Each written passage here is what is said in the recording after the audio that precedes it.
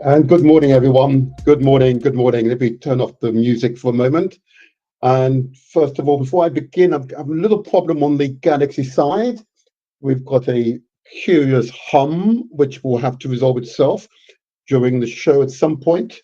So apologies to those who are listening to us via galaxyafiri.net.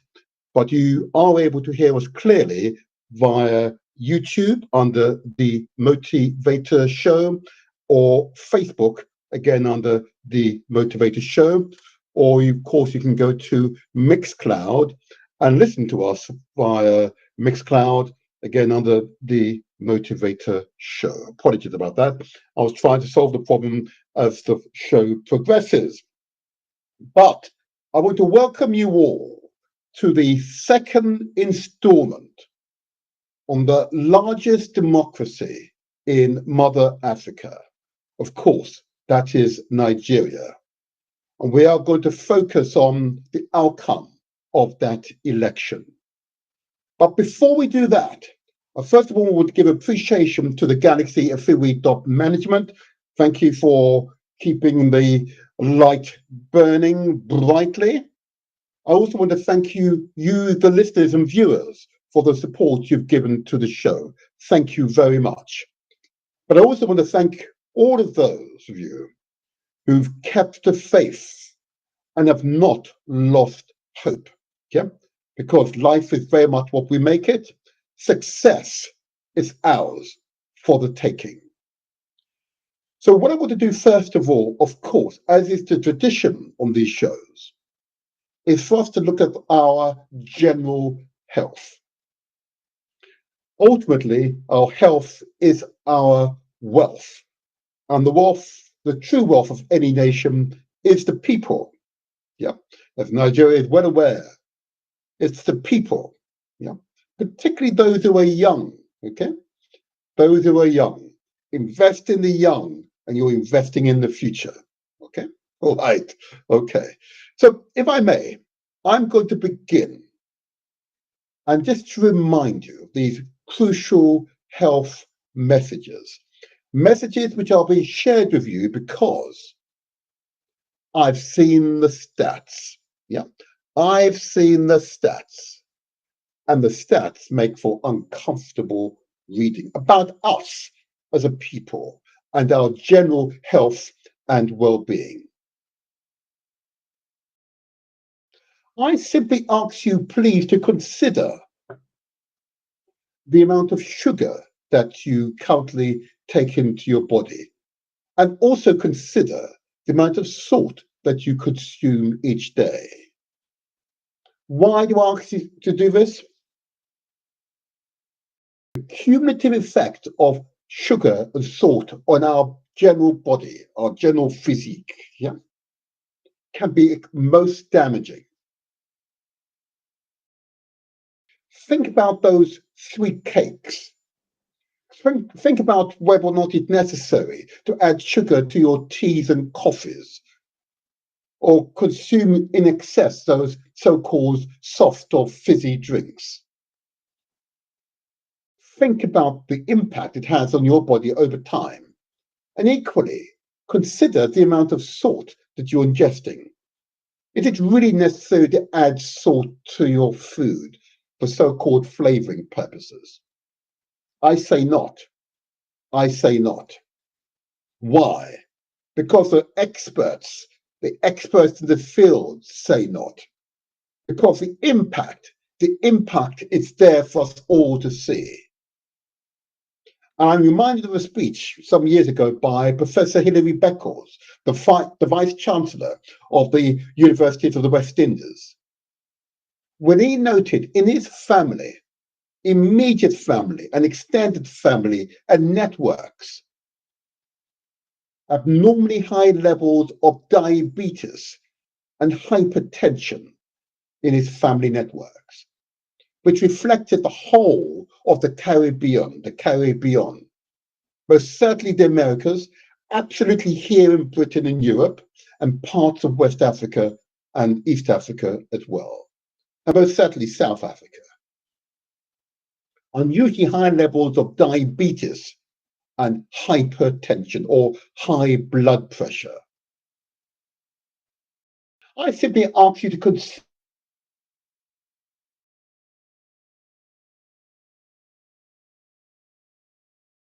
those habits we form as children, yeah, habits we then take into our adulthood. Okay, but habits, I urge you all to reconsider. I urge you all to reconsider.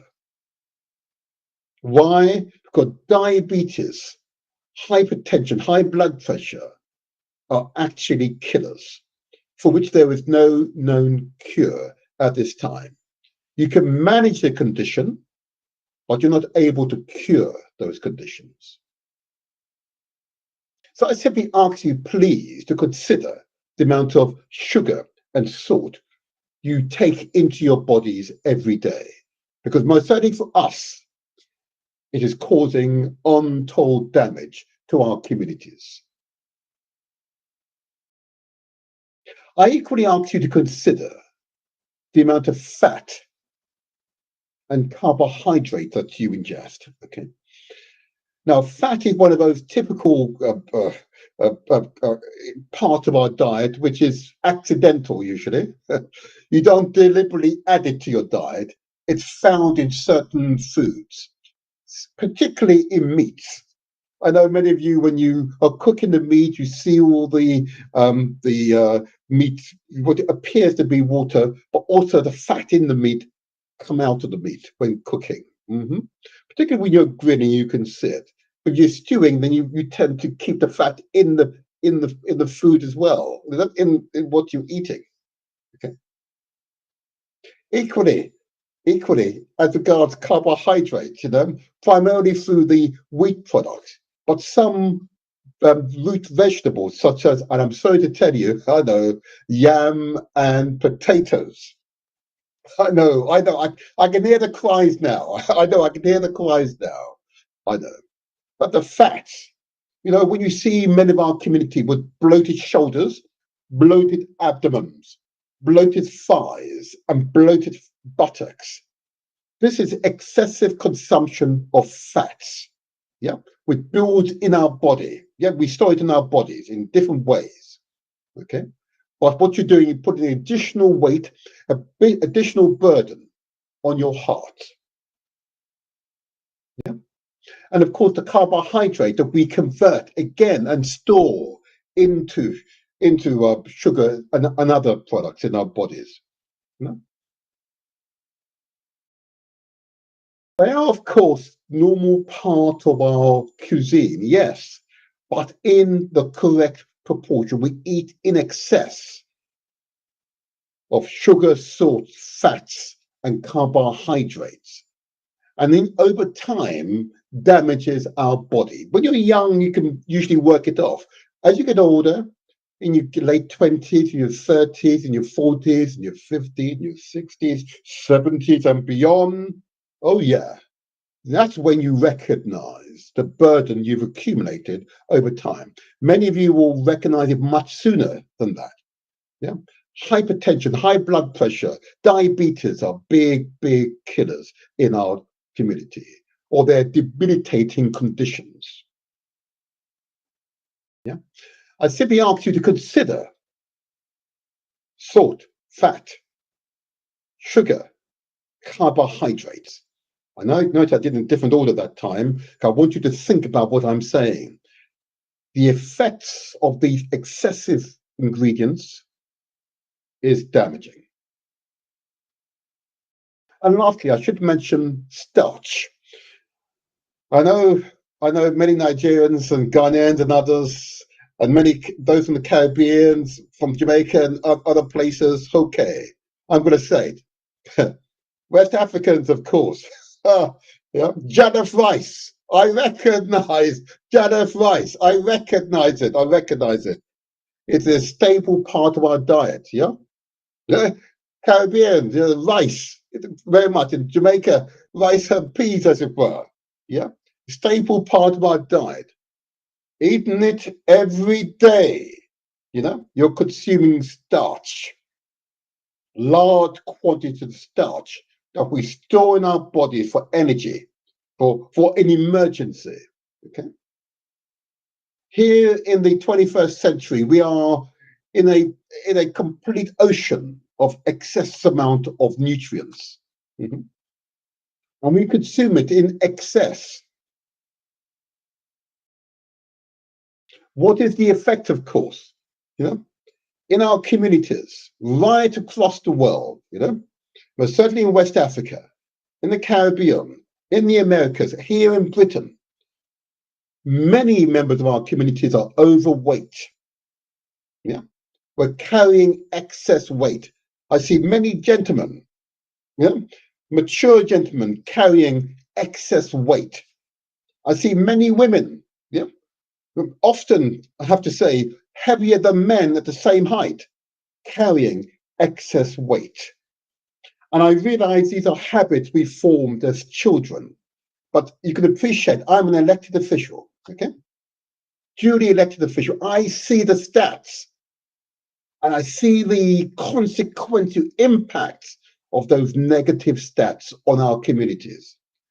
And therefore, it's incumbent upon people in my position, elected officials, to share with you what the public health officials are communicating to us as elected officials.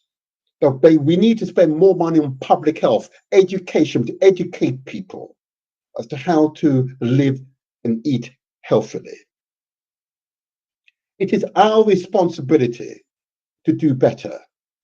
We shouldn't ask other people to come in and do it for us. It is our responsibility to do better. And we can and must do better. We can and we must do better to reduce the instances of diabetes, to reduce the instances of high blood pressure, heart conditions, emphysema, because we are reducing our immune response when exposed to bacteriums and viruses. We can and we must do better. And it would be remiss of me, lesser of me, not to communicate these messages and to spend these few minutes I have each week to take the opportunity to communicate these health messages to you. And what the expert union, without any question, all recommend in reducing those quantums of salt, sugars, salt and fats, carbohydrate and starch. One, eat far more fruits and vegetables. Fruits and vegetables. Far more. Far more. Okay.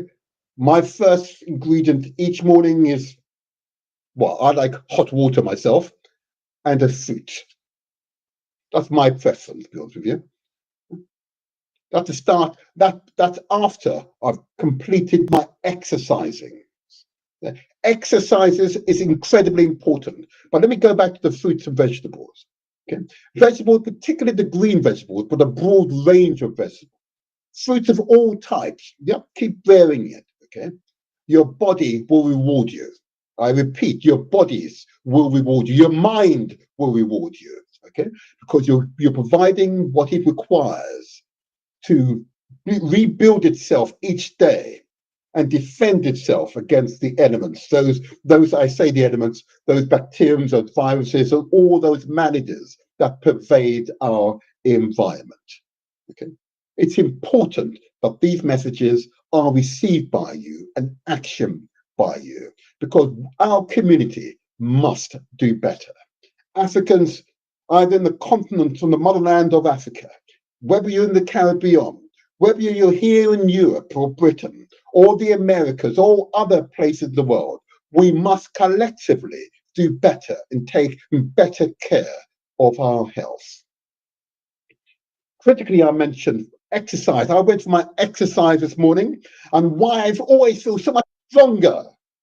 I feel so much stronger being here because I completed my exercise. I run, I do skipping, and I sweat first thing in the morning. And of course, I like to finish off with my weights. I like my weights here. There we are. Let me get my weights.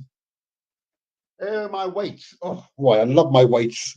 Yep, I'm flexing my muscles. Yeah, no matter how old I am, I flex those muscles. Yeah, with other hands. Yep, there you are. Oh, I love it. I love it. And afterwards, I feel so much. The energy I have is amazing.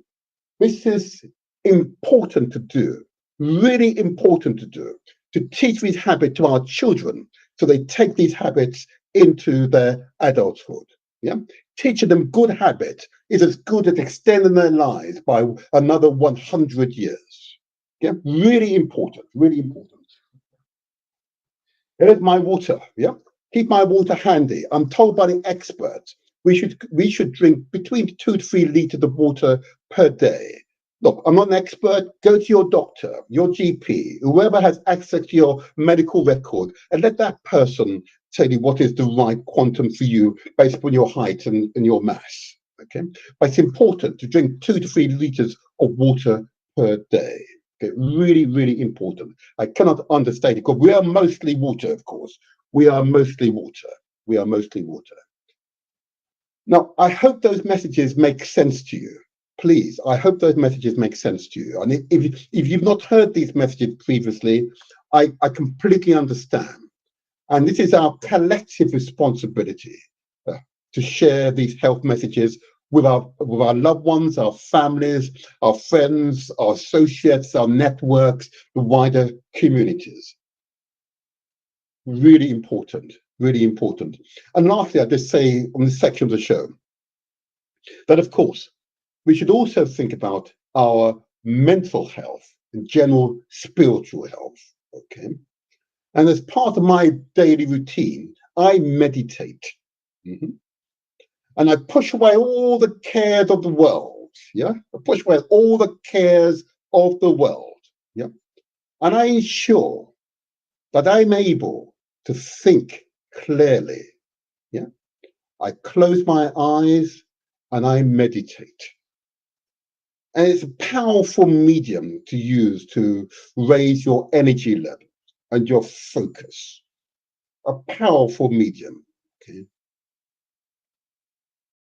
But if in doubt as regards your mental health, I urge you, seek professional advice. Seek professional advice. Don't hide it. Don't live in solitude. Don't hide. Yeah.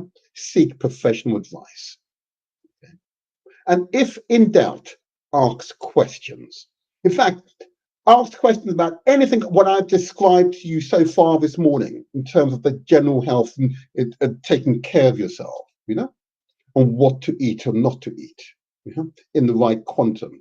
I don't mind being challenged on the details, provided you're responding and you haven't shut off your mind to what is just really common sense advice. So I commend this information to you. I commend this information to you. And if in doubt, seek out professional advice. All righty. Well, that's really the end of my health messages, and I hope those messages you are receiving those well. I gain no profit from this. All I gain is your love, and that's enough. That's enough. I don't need money. Okay. If you're responding, and if you're changing, adapting your lifestyle so you can take care of yourself, yeah, the power of such an experience, I cannot understate. Mhm. Doing good for one another, trust me, is the way forward. All right. What I want to do now, I want to get into the theme of today's show. Okay. Um, and clearly, the recent elections in Nigeria, okay, had a certain amount of controversy around it. Okay. But I'm going to congratulate, as it's the official winner, Mr. Bola Tinubu as president-elect of Nigeria. I know some will contest that, I realize, and I'm going to play for you a few clips from the runners-up. Okay? And I want you to hear what they say, because there are some important lessons for us all. Okay. And after that, I'll open up the phone lines, and some of my guests from last week will join us.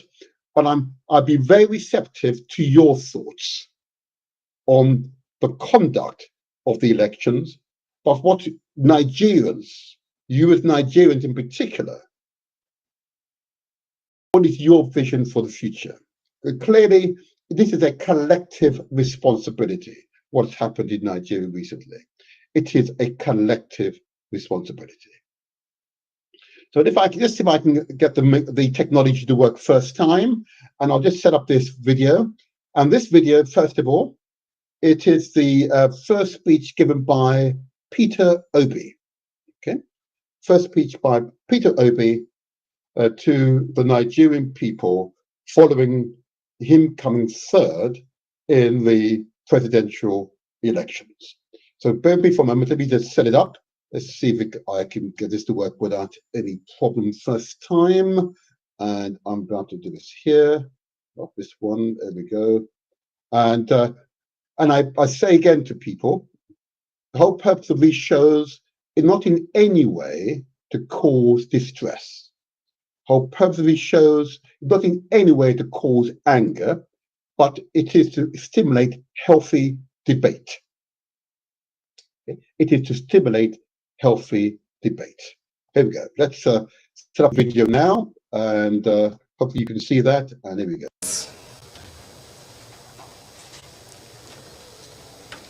This election did not meet the minimum standard expected of a free, transparent, credible, fair election. It will go down as one of the most controversial elections ever conducted in Nigeria. The good and hardworking people of Nigeria have again been robbed by our supposed leaders whom they trusted. However, let me humbly and most respectfully appeal to all Nigerians to remain peaceful, law-abiding, and conduct themselves in most responsible manner. Please be assured that Dati and I, and indeed all of us, this is not the end, but the beginning of the journey for a birth of new Nigeria.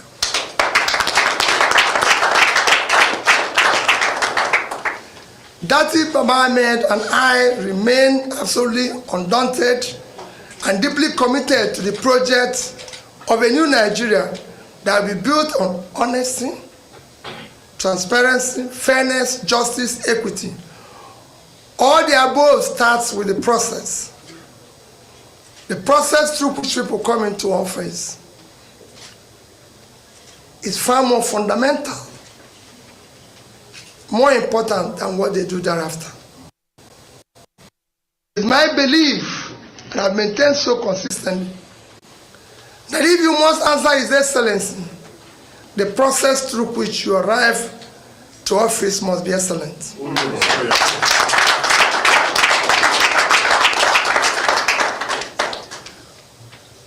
We must now require that we do the right things in order to generate the required confidence and moral authority to lead. As you know, the destruction of a society begins and gradually progress when we act rascally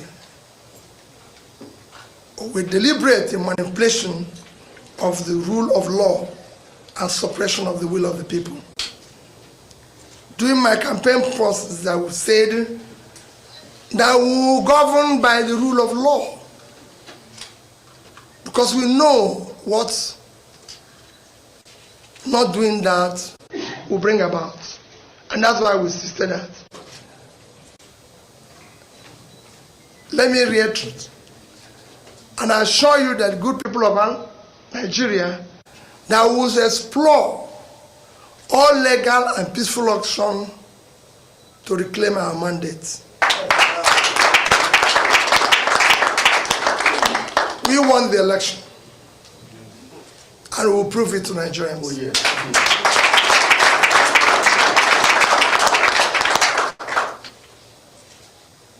Please.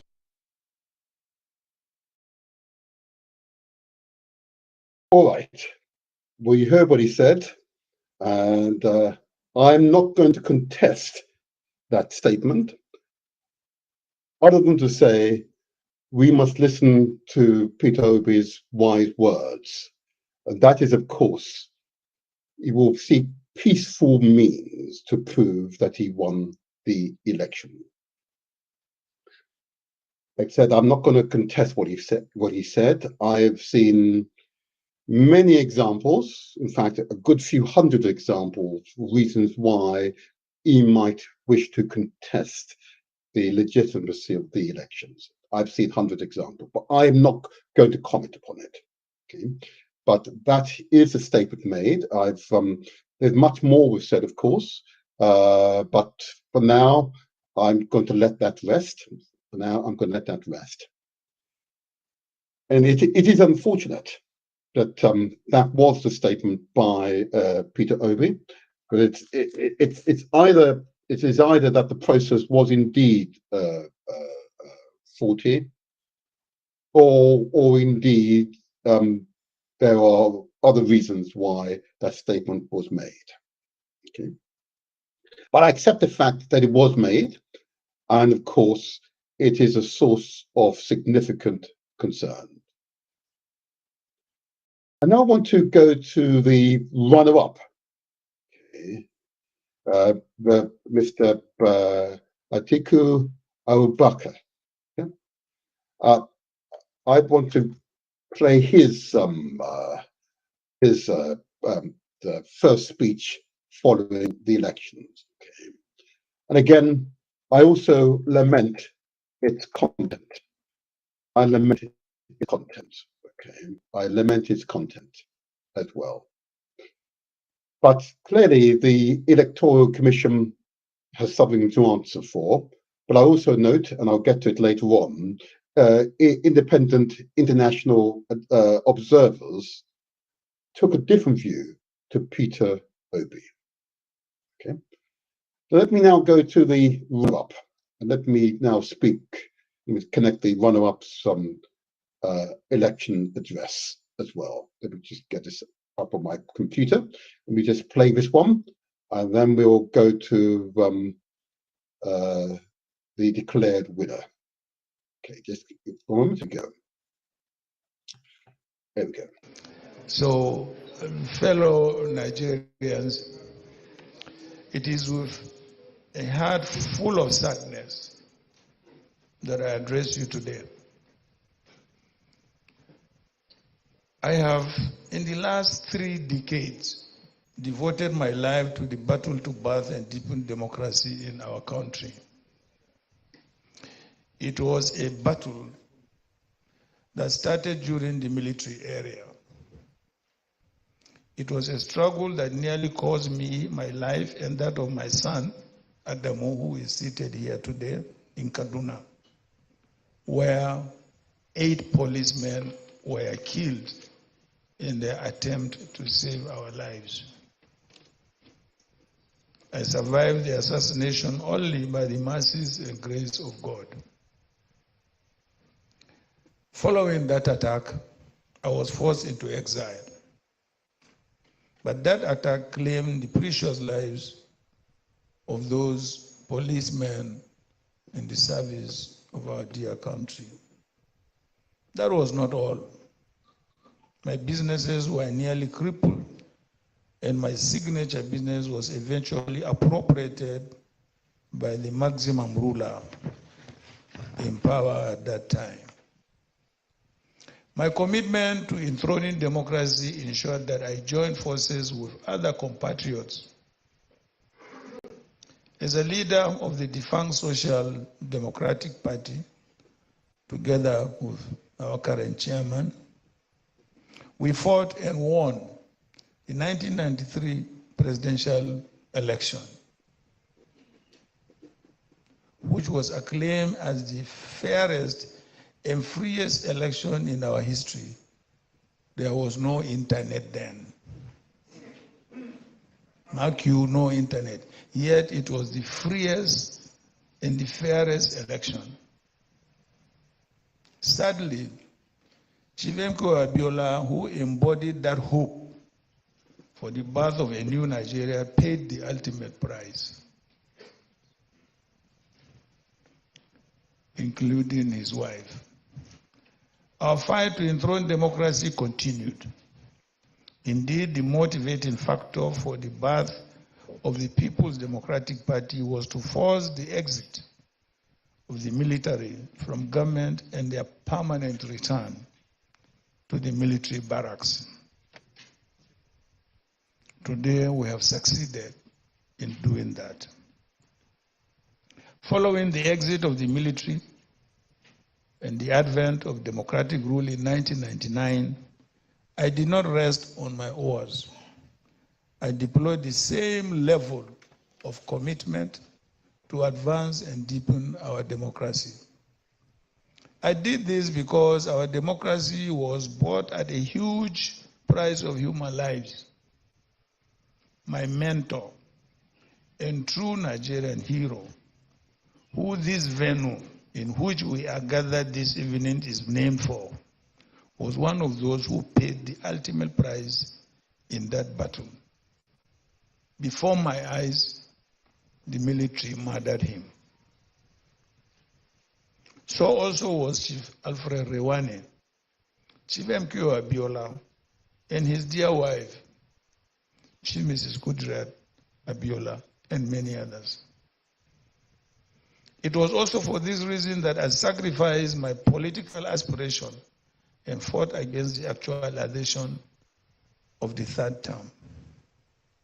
Whether during the military or civilian era, I have, no matter how inconvenient, pitched my tent with the people against dictators. During the military regime, it nearly cost me my life again and the near decimation of my businesses. In the civilian administration, it had serious adverse implications on my political life. But I have remained undaunted because I was and still convinced that the only reason why I am in politics is to work in tandem with other compatriots in the advancement of the well-being of our people. The 2023 presidential election presented our nation and its people the greatest opportunity for a reset. We had everything going for us: a legal framework in the 2022 Electoral Act and the BVAS technology.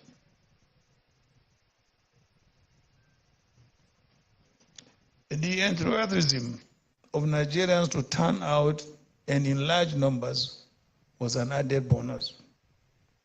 However, the dreams and aspirations of Nigerians who braced all the challenges to go and cast their votes on Saturday, 25th of February 2023, were shattered by the conduct of the Independent National Electoral Commission, which failed woefully to live up to expectations. The weekend election was neither free nor fair. Preliminary assessments indicate that it is the worst conducted election since the return to democratic rule.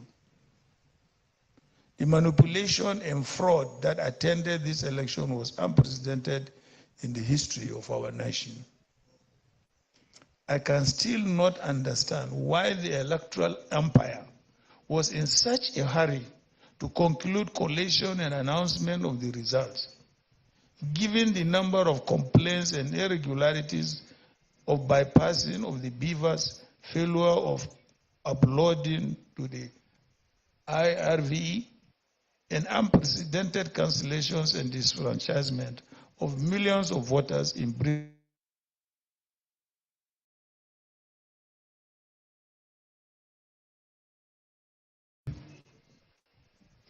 of democracy.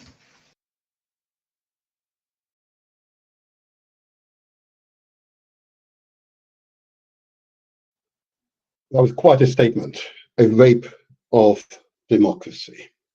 Okay, I need to give also recognition to the channel, TV channel in Nigeria on their YouTube channel. I would commend them. They're excellent reporting on the events inside Nigeria. So we've heard from Atiku, and his statement is pretty clear and quite another damning observation, the conduct of the election process. Okay. I'm not going to comment. I lament what I've just heard, but I believe it's important to hear from the president-elect, Mr. Bola Tinubu. Forgive my pronunciation. It's important for us to hear from him now, and to hear his assessment of the process. Okay, really important to hear what the winner has said. And I'm not going to make comment, or I'll leave others to do so if that's necessary. But I want to again emphasize, debate, discussion is important. Okay. So we learn lessons for future generations. And I believe it's vital for us, absolutely vital for us, to have a healthy but civil discussion on what has transpired. Okay. And I'm bound to say at this point that where you have an institution such as the Independent Electoral Commission in Nigeria being criticized by the main runner-ups in that election, okay, it does suggest that there may well be merit in the criticism. I'm now going to play the victor and his last, his very first speech following the announcement that he had indeed been the victor. Again, I'll set it up now. Give me a moment, and let's see if I can put this up. And let's do this, and then we'll open the phone line by go to my specially invited guest to contribute and share their thoughts on what has transpired. To our democratic life. Today, Nigeria stands tall as the giant of Africa. It shines even brighter as the continent's biggest democracy. You should be proud of that. Not dot, that, or thing, because you didn't win the election. You are a patriotic citizen. Be helpful to our integrity, character, and reputation.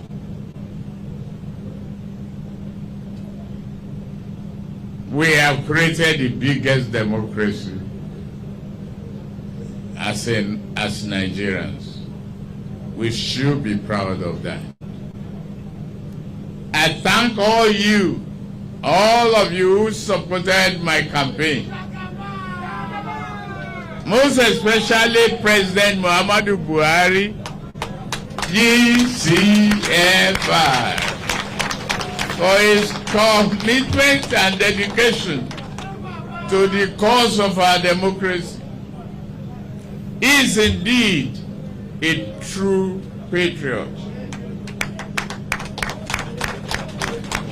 I must also thank his wife. It is the entire family.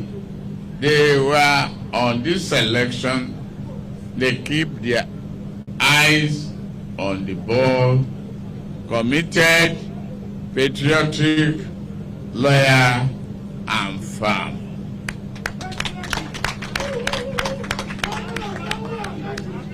I also thank my running mate and the Vice President-elect,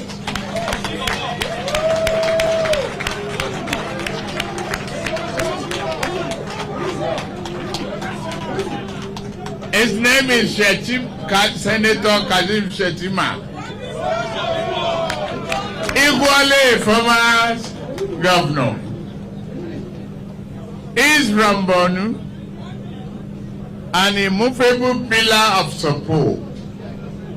And all other of you, many of you, who had supported the campaign. Yes, I remember, and thank you for voicing it out, that Valeke is there.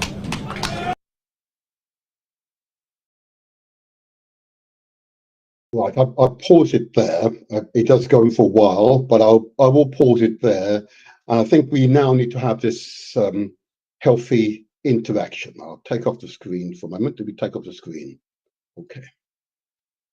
He goes on to congratulate all those who have contributed to the campaign. He does that for quite some time, so I won't play that, but clearly the victor is feeling victorious. And I'm not going to question that. But I do want to have this healthy discussion. As it was noted that Nigeria, of course, is the largest democracy in Mother Africa. Okay. Therefore, sets a standard. So what I'm going to do, I'm going to bring in my guest. There are a few others who will join us either by WhatsApp or by Skype numbers. Okay, but I'm going to hear from my initial guest first of all. I'll bring in first of all in Didi, and I'll bring in Cliff if I can first of all to see if this works, and then we'll begin the show in earnest. Oh, great, that works perfectly. And if I may say to you both, good morning. How are you feeling this today? Good morning. Keep talking, Didi. I want to make sure we get your sound right. How are you feeling? You're looking very well there, in Didi. Good morning. I feel okay. Good. And Cliff, good morning to you. How are you feeling? I'm feeling very well. Thank you. You've heard the first speeches by the run-ups of the elections, okay? And you've heard from the victor. If I may, indeed, go to you first of all. First of all, what was your impression of the process, first of all, in the run-up to election day on the 25th of February? What was your impression of the process? And you are right there on the ground. Please share with us your experience. All right. As those who may have heard me speak here before, they know that I'm a signatory to the constitutional force majeure declared on the 16th of December 2020. And that was done because Nigeria operates a forgery for a constitution. And that constitution, that forgery, creates the union called Nigeria. What should have happened if we had democracy and if we had honesty is similar to what South Africa did. So for over 2 years, the politicians, the media, the people who have power have run down the clock to take us to elections. What should have happened is we should have gone to transitioning to fix the faulty constitutional order of Nigeria first before elections.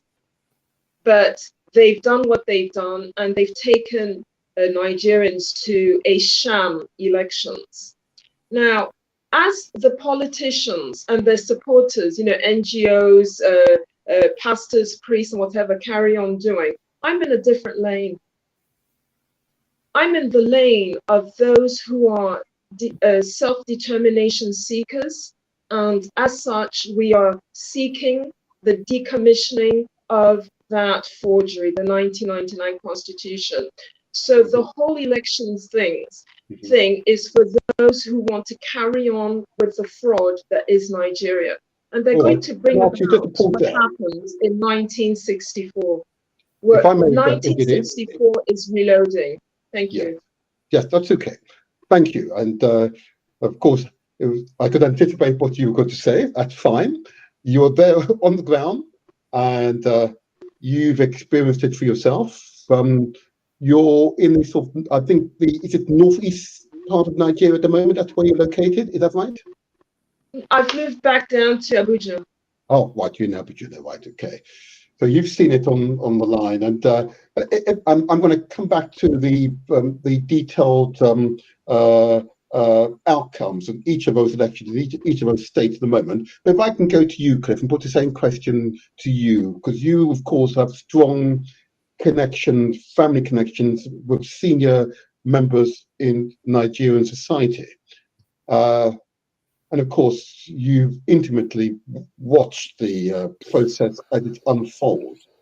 Okay, what has been your impression, and what is your impression of the process and impression of the outcome?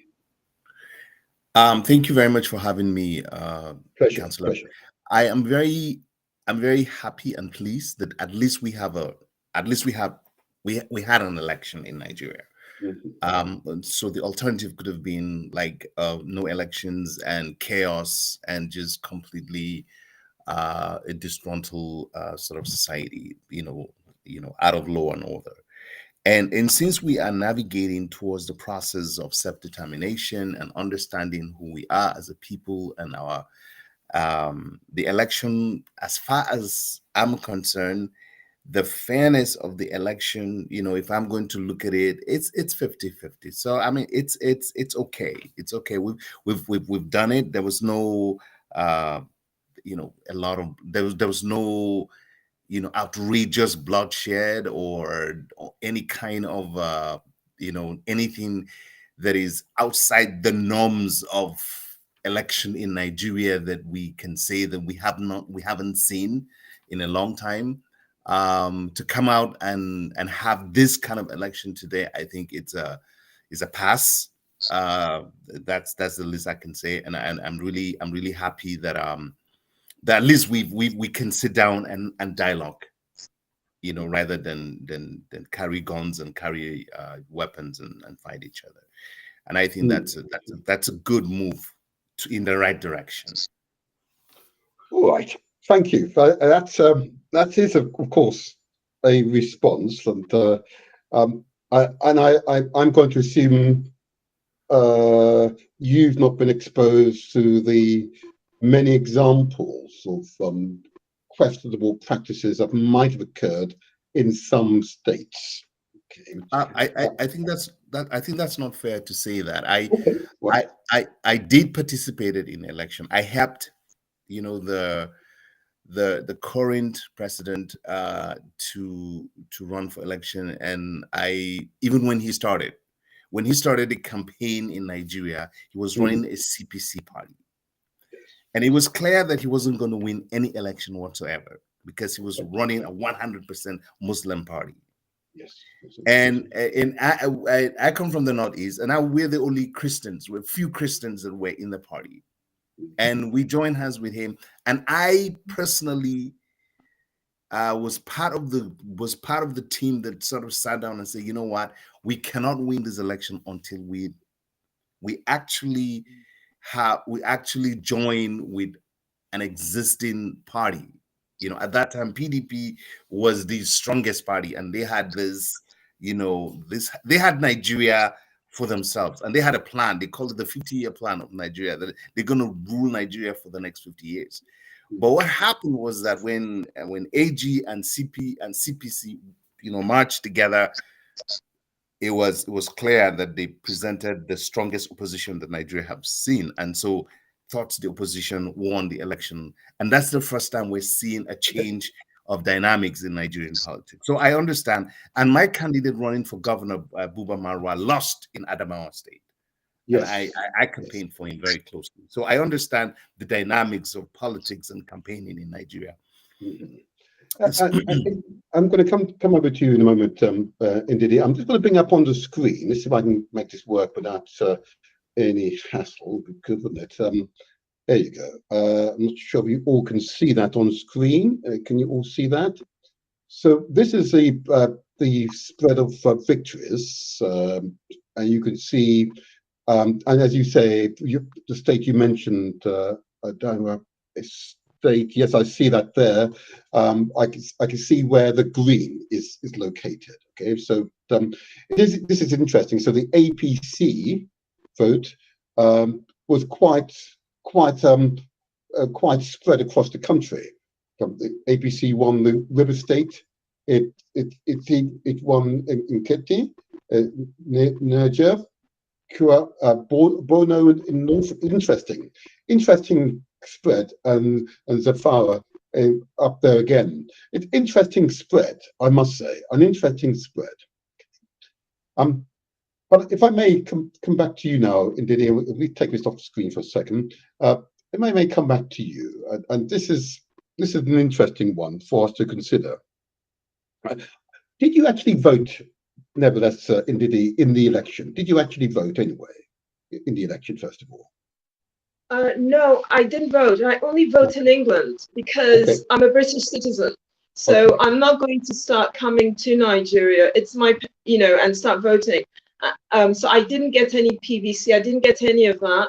And I never intended to vote because I'm not part of doing things that will, I'm not here to deceive Nigerians. I didn't deceive people in Britain. So it doesn't make sense for me that I come to Nigeria because the people live in a horrible circumstance. I'm now going to be deceiving them. I'm not part of these elections. And let's get it straight.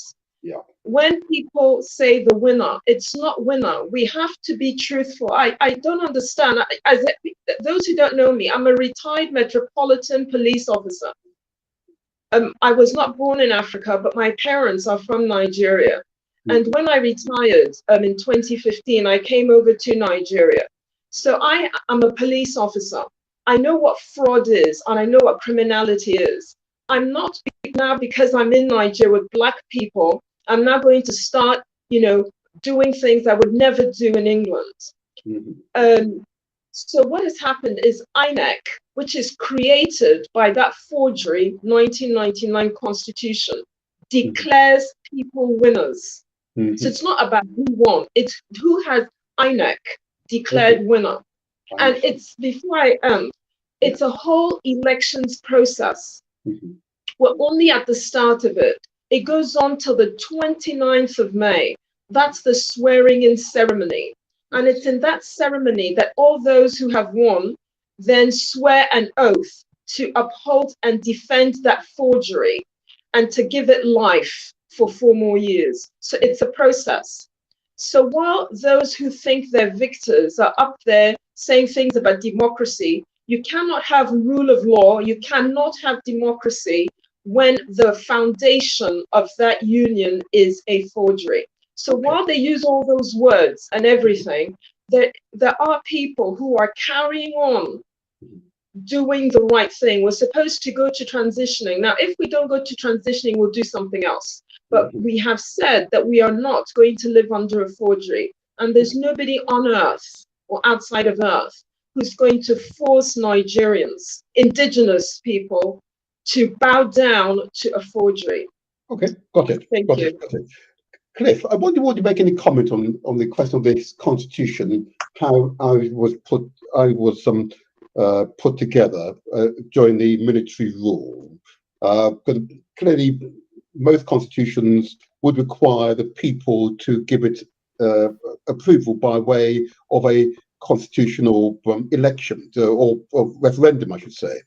I don't believe that happened in this particular instance. It was a document produced by the military. Am I right in that understanding?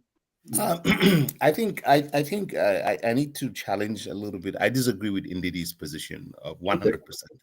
I live in Canada. Canada is part of the British Empire, and the Canadian British government made promises to Black people that they were going to give them land. For hundreds of years, they haven't given them the land.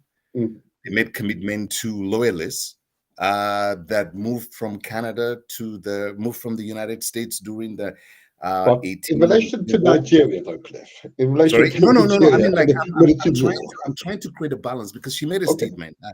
She made a statement. So I just want to make sure that we're I'm a Nigerian. I live in Canada, right? Okay. But the fact is this: the reality here is that Ndidi is not being fair when she says that Nigeria, this is only happening in Nigeria, that Nigeria where Oh, is a okay. fraud. All right. You know, That's understood. every country has some kind of fraudulence in it. All right. Now, you know, if we're going to look at the constitution of Nigeria, Nigeria is not a perfect, it's not a perfect union. That's correct. But we have something going. We have something going. We have our people to look into. We have a state to sort of function. We have functionality. At least we're not like living um in a society where there's no law and order. There is law and order. I mean, there is some form of stability in Nigeria. People are moving forward and things are happening, and the constitution, one way or the other, it's is moving forward. We are not stagnant as a people. There's no stagnancy in the process of democracy or the state of our people. Since from 1911 when Nigeria became a union, there has been process, there has been, and it's not going to stop. Nigeria is a young democracy. Nigeria is a young country. It took Britain hundreds of years before it's Britain today. So Absolutely. for us to kind of sort of sit down and go back into where we were, what we want to do, I think it's unfair. So I think what we have right now for our people and the direction we're going, I think we're matching, maybe slow, maybe, but we are going on the right direction. And I'm very happy about it. All right. All right. If I may, in that case, it is unusual in any election, particularly one of this importance, where there's unity amongst those who lose, that the process itself was flawed. Notwithstanding Ndidi's point that the constitution is faulty, therefore not valid, therefore the process itself is already invalidated. But the process, nevertheless, even under the imperfect constitution, the process of electing the president was found to be, by all of the opposition, faulty, to have grave faults. Okay? And I know you might mention the international group of observers who gave the election curiously a clean bill of health, okay, which I found interesting. You know? But you and I'm sure you did it, have received many examples. In fact, I've got over 100 of, a good few hundred, in fact, examples where ballot boxes were destroyed. Now, you could argue that in fact, those videos could have been created some time ago. I cannot vouch for their veracity. Okay? I can only vouch as far as is possible, as being an elected official.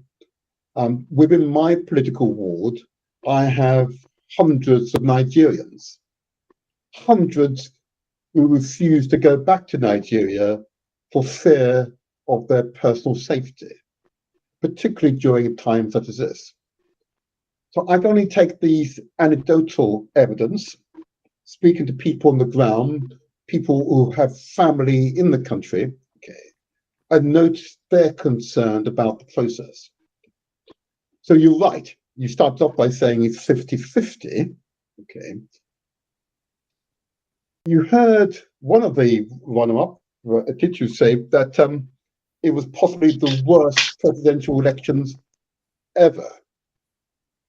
That's a pretty damning statement. How would you respond to that? That's pretty damning, I have to say. Pretty damning. Yeah, I know. Do you want me to respond to that, or Yes, Ndidi yes, is going please, to respond? yeah, please. I think it's normal. I mean, if you lose an election, I've lost elections in Nigeria. I've lost very, very good elections in Nigeria that I thought, that was very good. And we run a very healthy campaign. And the person that ran in that campaign was the military governor who handed to Tinubu Lagos State as the Lagos State governor during the 1999 elections. Oh, right. And Okay. and we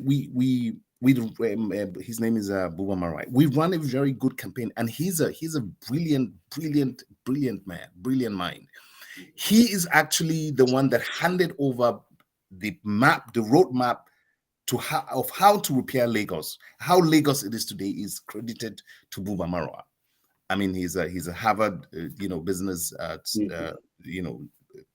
graduate and one of the best minds ever.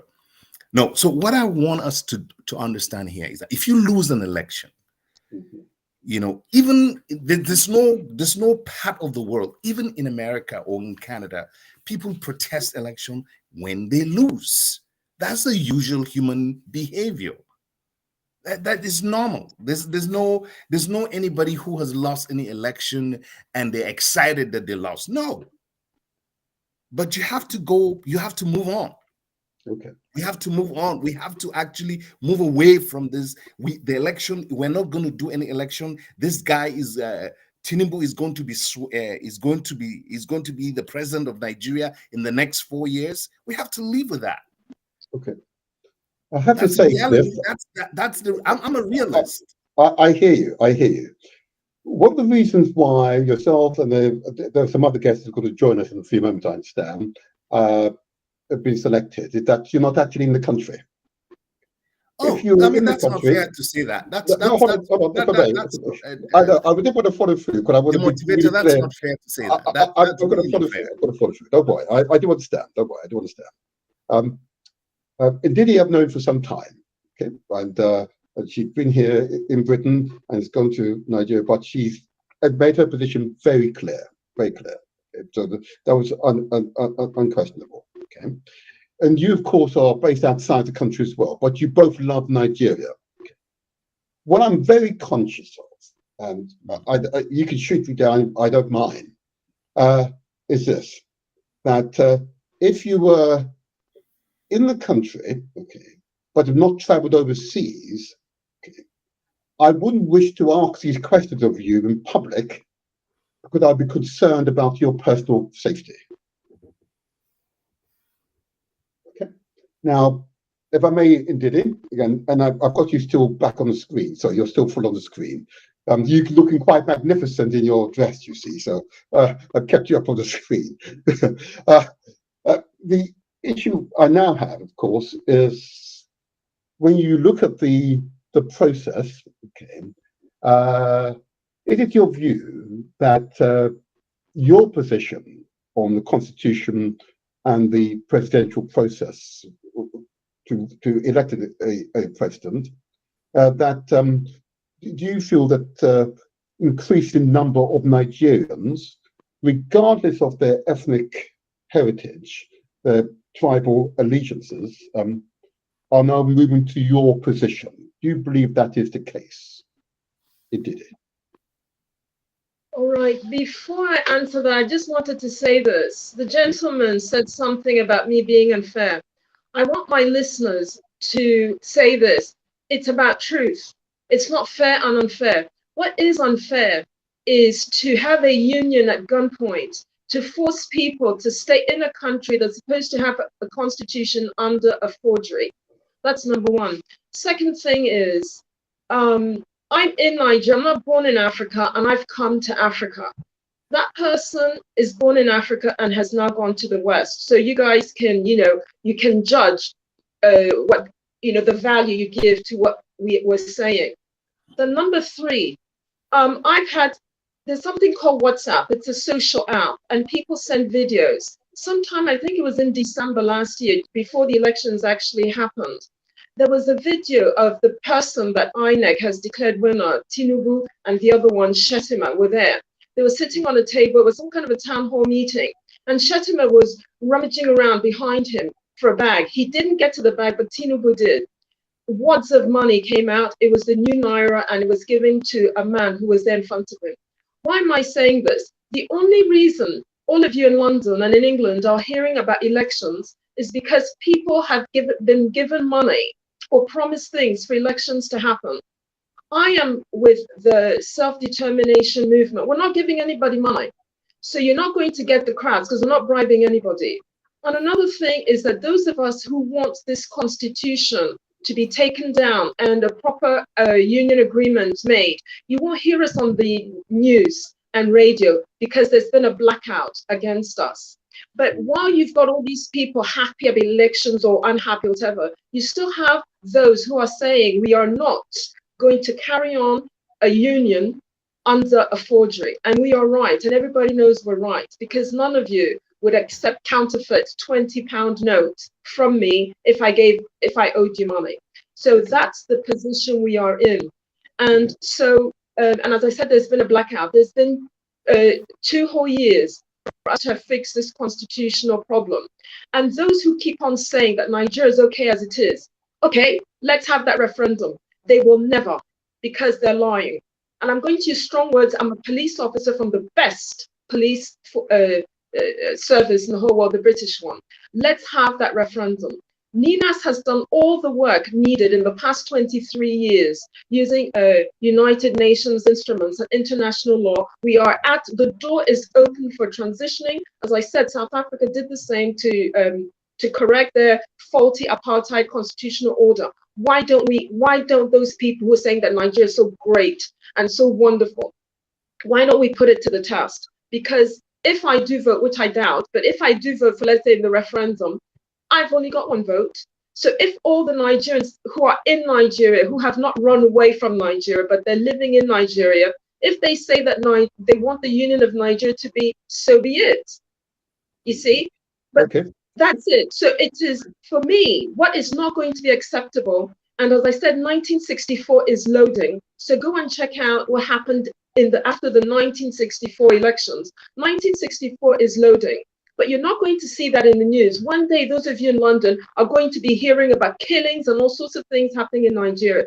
And it's going to be because those who want to foist a forgery on people because they're poor and uneducated think that they're going to carry on. They've carried on for 23 years, and they think they're going to carry on for another 23 years. Okay. Let's see. We've heard it. They've been pretty emphatic. Before you come back, Cliff, I'm going to open up the phone lines, okay? And those of you who are listening and have got a position and you feel able to express yourself, and this is the other challenge I've experienced, the ability for people to express themselves in public, okay, without fear of recrimination, which is an interesting one, which I'll come to you in a moment, Cliff. But I'm going to put a caption up for the telephone lines, okay? And the number to call, if you're in the UK, it's 0208 133 5616. And of course, if you're international, it's +44 208 133 5616. Okay, it is a Skype number. So if you're on Skype, you can find the Motivator Show on Skype. That's DE space Motivator space show. And you're therefore able to make the call free of charge. It's simply an internet call. And those of you who are receiving, who receive personally the WhatsApp messages, I send over 100,000 WhatsApp messages. So if you're one of those 100,000 or so, please, I want you to call via WhatsApp. Again, it'd be an internet call, and it'd be therefore there isn't a local charge. It's whatever your data permits. Okay. I'm now going to open. The lines are now open, and I'm now going to bring in, if I may, James. If I can bring in James. Oh, are you there? Yes, I'm here, Councillor Martin. Good morning. Good morning, James. Good morning. I'm going to just put you up on the screen. Hopefully, you've been following the discussion so far. No, I just kicked in right now. Okay, all right, okay. First of all, James, again, you were on the show last week, and thank you for returning. My opening question to both guests, indeed, is of Cliff, but you didn't meet Ndidi last time, but we'll introduce each other another time. But this we go straight on. The presidential elections. Okay. What was your impression of the process towards gaining a new president-elect for Nigeria? What was your initial impressions? Well, my initial impression was not a positive one at all. Um, I, I have a lot of concern with regards um, the validity and the genuinity of the process.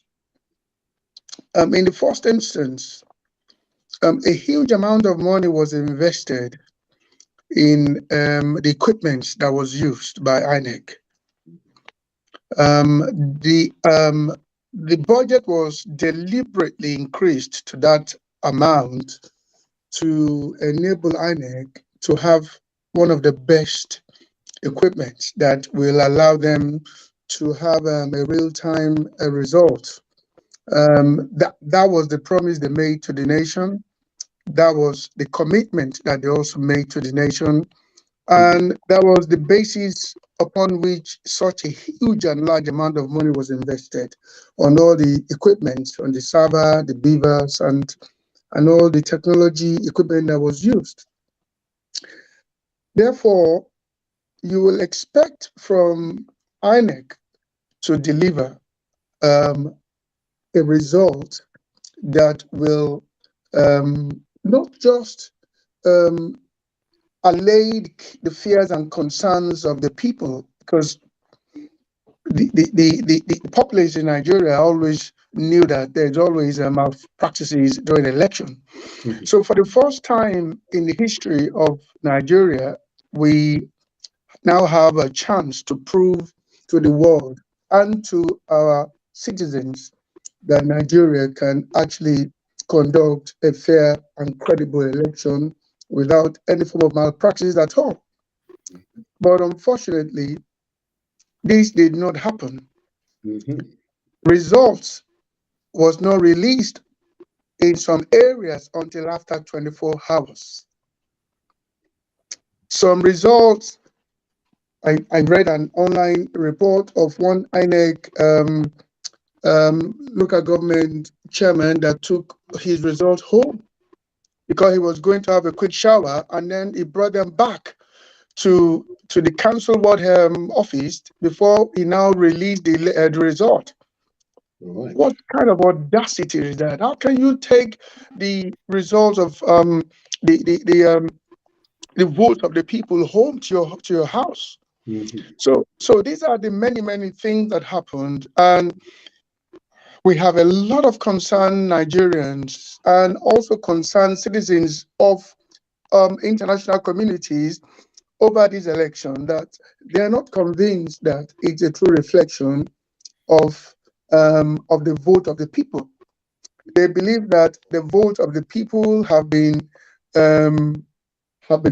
defrauded and injustice has been carried out. So we are in a very precarious situation right now. I don't know how things are going to,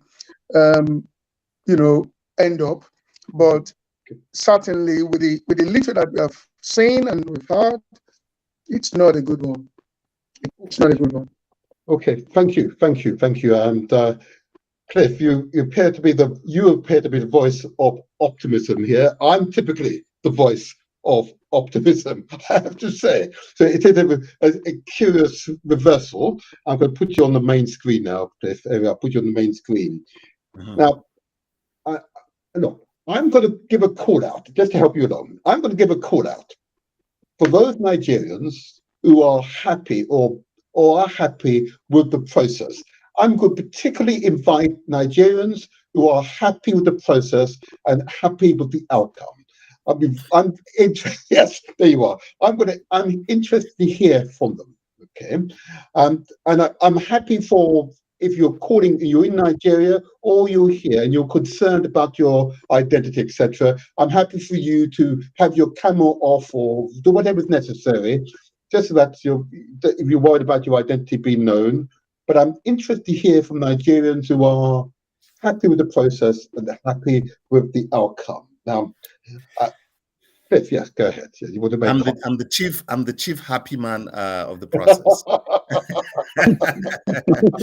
I'm very excited about it.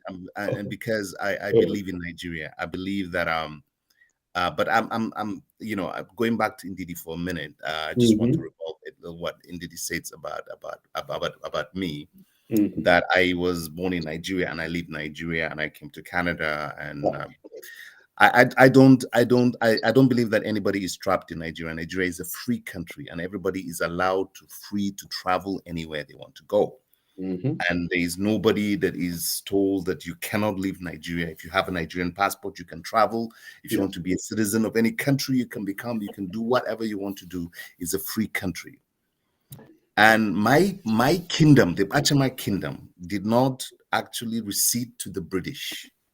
My uncle, His Royal Highness Mbi, died, committed suicide before he could bow down to the Queen of England. So I'm very proud of that legacy. And during the civil war in Nigeria, my kingdom was the only kingdom that protected the Igbo people. So the Igbo people were protected in northern Nigeria by the Bachama people.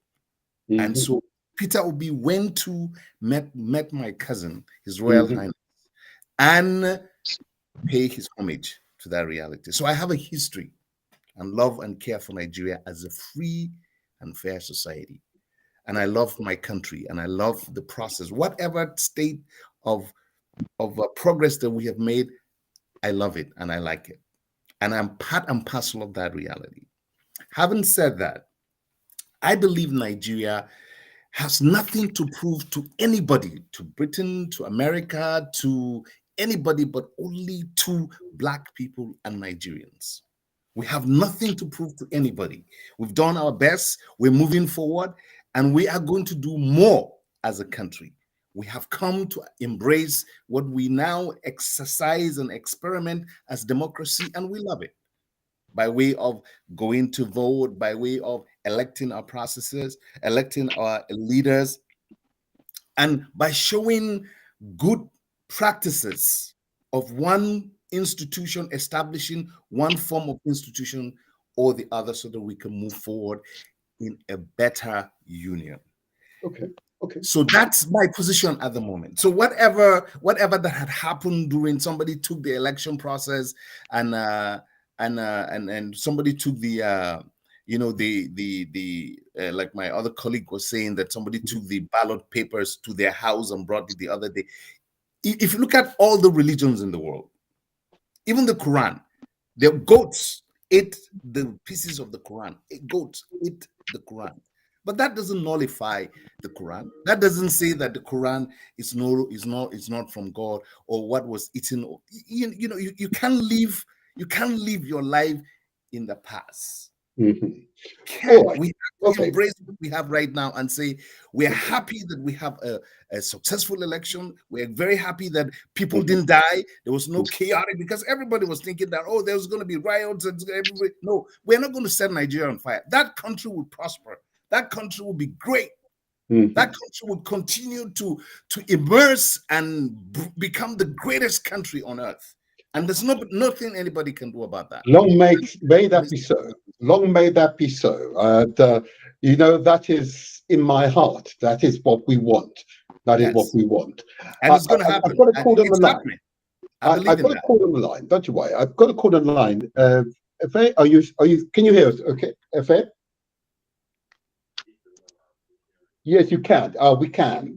Okay. Wonderful. Chris, I think Chris is being generous because there's a few big points about iron up and the process of the card that they brought in for the voting. And it's very ironic that on the day of the election, everybody was expected to use a card and the system wasn't working. And that conversation was brought to sweet and fall, and it's not adjusted. And he's really brushing everything under the carpet. For me, I'm not really a Nigerian. I'm born in Jamaica, living in the UK. And I'm very interested in the process that's going on in Nigeria because it does affect our nation. It does. As one of the nation that almost people look up to. The president, and it doesn't mean expectancy for us to follow, but I cannot see no democracy to. Okay, just hold on there. But Cliff, did you hear that all right? What he said? Yeah, I think I hear him barely. I hear him. I heard him barely. Yes. Who did hold on there? Peter, hello? Hello? Have I lost him? Yeah. Yes. Okay. Good. Morning. Good morning. Good morning. Nice to the first time caller on your show. Good. And welcome to you. Welcome. Welcome. Okay. First of all, I want to thank God for the success of the election in Nigeria. Okay. Amen. It really showed that God is still in the affairs of men, because it surpasses all understanding the way God did it. If you ask any Nigerian man, home and abroad, he had fears for the election. He had great fears. But God, in his usual way, made it to be peaceful. The result is, I don't want to talk about the results because that is another ballgame. Result is there for politicians to decide who won the election. And most of us, we are in diaspora. They are just speculating. We are not on the field. Okay. So, personally, I'm speaking personally, not as a group. If anybody is aggrieved, the court will decide.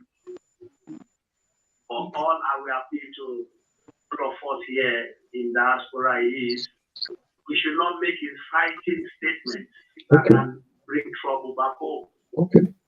Because most people in diaspora find out people post anything on their social media page. Okay. Right. Hello? Have I lost him?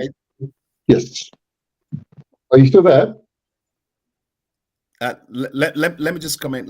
Yes, go ahead. Yeah, go ahead. I think it's very important that the last caller indicated that those of us that are in diaspora or wherever you are in Nigeria or anywhere in the world, that we should desist from making asperging comments that will trigger any kind of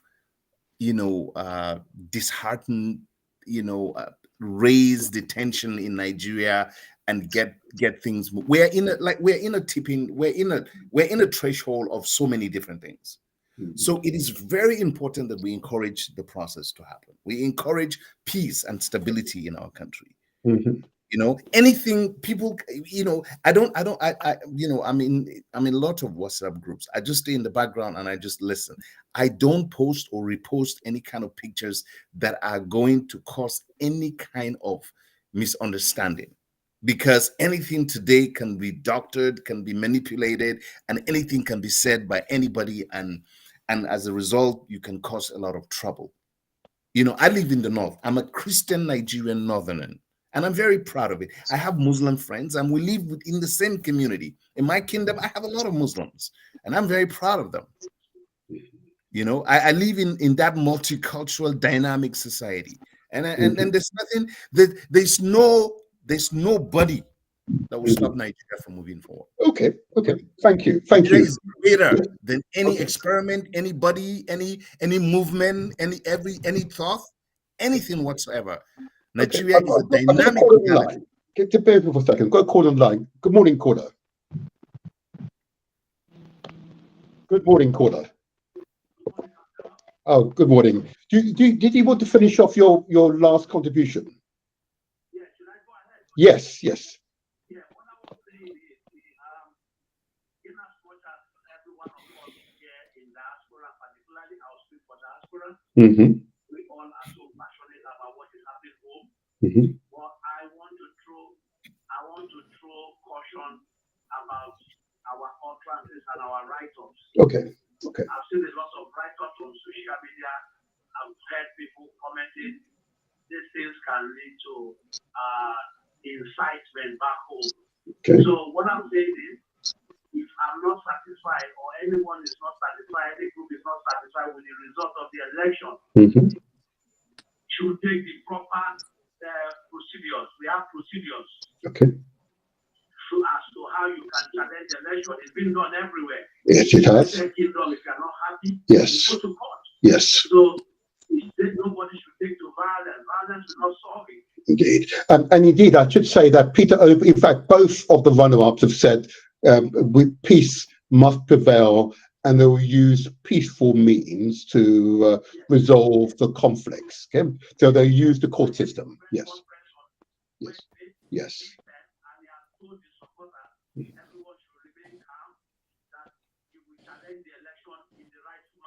Thank you. Thank you. Thank you. Thank you for your contribution. I've got another caller on the line now, so I'm saying thank you very much for your contribution. Pleasure, pleasure. Can I go to Onyeka? Yeah, yeah. Hello, good morning. Good morning. Can you just turn off your device in the background? Turn off your device in the background. Okay, okay. Oh, okay. We're turning it up. Don't you worry. Turn it up now. Don't you worry. No, sorry. Onyeka, Can you hear me now? Yeah, yes, we can. Go ahead. Okay. My name is Onyeka. I reside in the United Kingdom. I just joined the program not long ago, and I had what is it, Chris or Clive said. I didn't quite catch the name. Canada. All I wanted to say is that I don't believe that any country that cannot even get the electoral process going is on the right foot for build on a faulty foundation. You cannot make any progress. That is just that's just a fact of life. I looked at Nigerian election on last Saturday, and I said to myself, what a country, in the sense that this last election was the first time a lot of young Nigerians were kind of optimistic that maybe, just maybe, we'll be able to get it right this time around. Mm-hmm. In the sense that INEC promised electronic transmission of voting. The process was backed by law. You see, quite unlike 1990, where the electoral law wasn't signed to law. This time around, people were more optimistic that at least we'll have the electoral law backing electronic transmission of results. And it's clearly stated there that before the election can be said to be credible, the results, it had to be electronically transmitted from the polling station to INEC server, and that happened the election in the state, in Osun State, and we all see how the election went. It was without blemish. Everybody was happy with the results. Mm-hmm. Okay, so based on that fact, people were kind of optimistic that maybe for the first time, Nigerian election will not be rigged. Because to be honest with you, no election in 1960, even 1923, from the time the first party in Nigeria was formed by our late Herbert Macaulay, all the elections that have been organized in that country has been rigged on one way or the other. But this time around, we are hopeful because we thought it would be electronically. The process of electing an officer is more important than whoever sits in that office. To be honest with you, I'm not supporter of any particular candidate in this election, and I have my reason, but I don't want to go into that reason for now. Okay. The process has to be fair, free, credible before the result can be credible. If the process is faulty, then the outcome is faulty. Okay, look at a simple example. The BVAS, the BVAS was used to accredit the voters. Then, when it was used to transmit the senatorial result, the House of Rep result, then when it comes to all of a sudden, from nowhere, the system started malfunctioning. Yes. That is a clear indication that it was manipulated. It wasn't any breakdown. Can I ask you And just to for pause that, there? Can I ask you just to pause there? Because that's an interesting point. It had been raised. I've had that point raised with myself previously as well. I don't have the information. I'm not on the ground. Okay. I could maybe go to you, Chris. Cliff, you may want to comment on this, or Ndidi. You want to, yeah, you want to comment on this because it's I don't have the evidence. Okay, and unless you were able to demonstrate you have the evidence, the previous callers note that we've got to be careful what we say in public becomes the operative words to follow, you know, because it could be argued to be hearsay. Okay, yeah. okay, So, Councillor Martins, okay, I can leave that part. It doesn't matter whether, but what I'm trying to say is that the election, the results cannot be credible because according to law, okay, these are facts. Okay, let's stick to the facts. Let's forget about according to law, yeah. Mm-hmm. According to law, electoral law 2022, the law states that election has to be transmitted from the various 174 polling stations to this INEC server, and that never happened.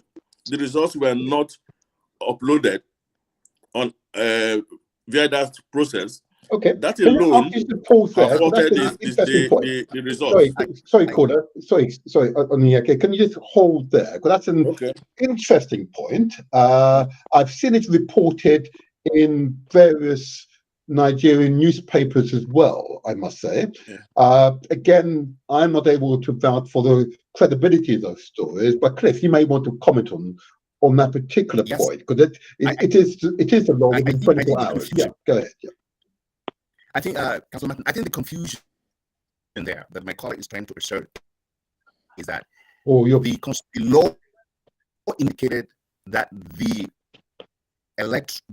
votes need to be uploaded or carried to, just in case there's no electricity or there's no power or there's no the server crashed or something.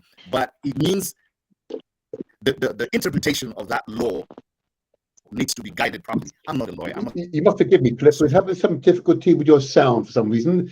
I'm just going to hold people in the older room for the moment if we increase our bandwidth. Go ahead. Continue speaking. Continue speaking. Can you hear me? Yes, we have some. Your voice has changed, but never mind. Continue talking. Do you want me to switch off my video? Yes, maybe that might help. Yes, that might help. That'll help. So I think that that's better. The proper interpretation of the law is also very convoluted in in different perspectives, whether you're conservative, whether you are liberal, whether you're extreme, whatever.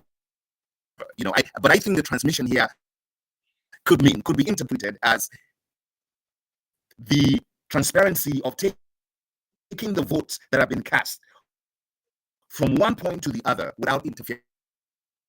Interference could be that those votes were not tampered with. But I think the story here is this, that we have to look at it deeply. The caller was talking and he wasn't actually, he was a little bit not very specific on his own, whether he's in one side or one position or the other. Whether he's trying to sort of defend, I don't know. But the reality here is this.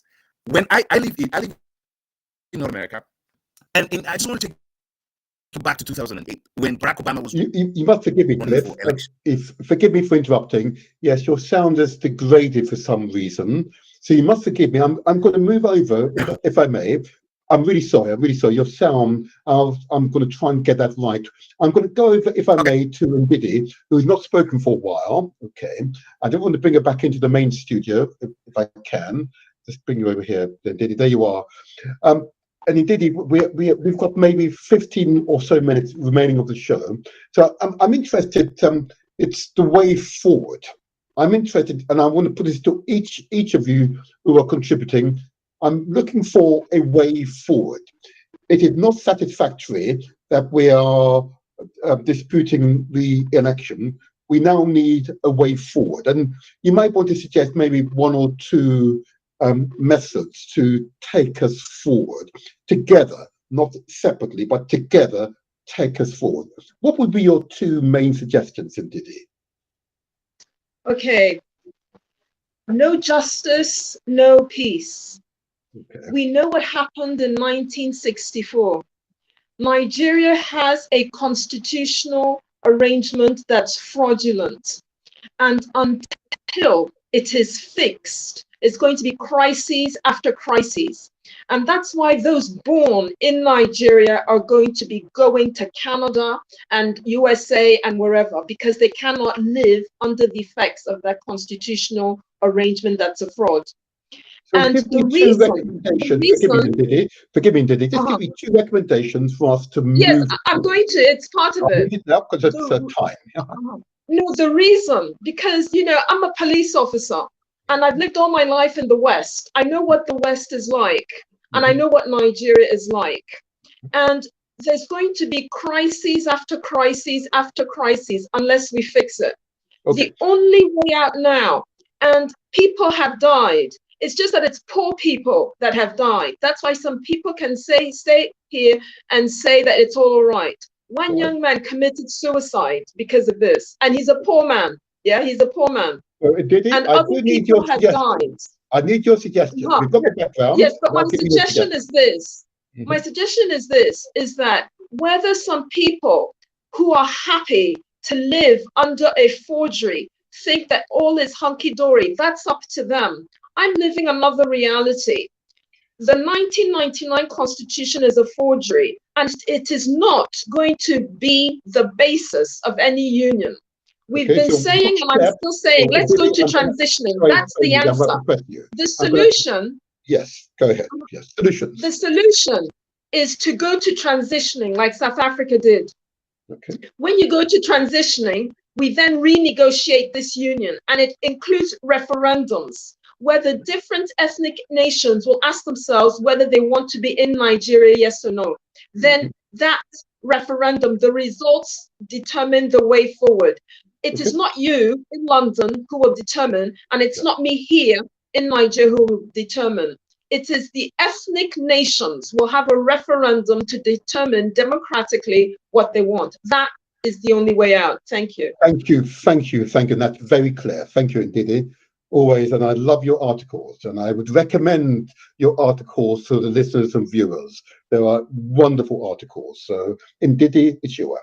Okay. Now, I'm going to go, if I may, to James. James. Okay. I'll just bring you back into the main studio. I'm just take. Yeah. You did bear with me for a moment. I did want to first of all take James. James. Sort of. Okay. Can I? You must forgive me. You must forgive me. Caller, please. I want to maintain decorum. I want to maintain decorum. It has been. We have performed so very well so far. I will give you an opportunity not to comment on what's been said, but your suggestions, your recommendations for solutions, two solutions to take Nigeria forward. But first of all, I'm going to take James. James, your recommendations, two solutions to take Nigeria forward.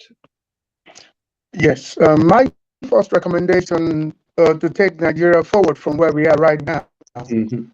Number one, I will suggest that the federal government urgently should consider setting up a post-election committee or council that will consist of independent, very relevant, high-profile individuals to come together and consider how to move Nigeria forward. It's important that the country must unite before any government can actually function. As it is, yes. As it is, if an inauguration was to be arranged and conducted, and the swearing in was to be done as things are now, we we're going to go into a more terrible, worse situation, because you can't. I'm really sorry. I'm Can't. going to cut you off there. I'm going to hold you there because I'm just running out of time. So you should have a constitutional. What did you describe it? A post-election committee that will consist of independent people that will look at how to move the nation forward.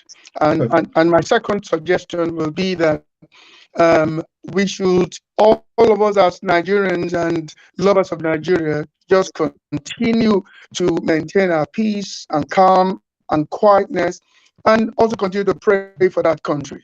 Absolutely. Thank you. Thank you. Just hold on there. I'm just going to bring in Onyeka.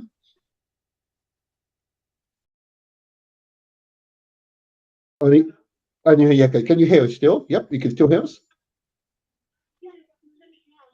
Oh, you're the caller. I've got you on the other line. In fact, I'll take you because I suspect I can tell by the connection with Onyeka is having trouble. I'll take you, and you must forgive us. We're in the closing stages of the show, and I know you have been listening keenly. I do appreciate that, but. Do you have any thoughts as to how to take Nigeria forward? Maybe 2 suggestions would be very helpful right now. Mm-hmm. Okay. Okay. Mm-hmm. Mm-hmm. Yes. Mm-hmm.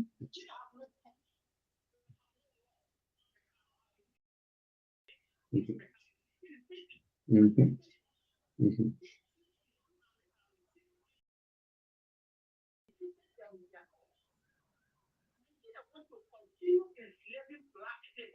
Mm-hmm. Mm-hmm. Mm-hmm. Mm-hmm.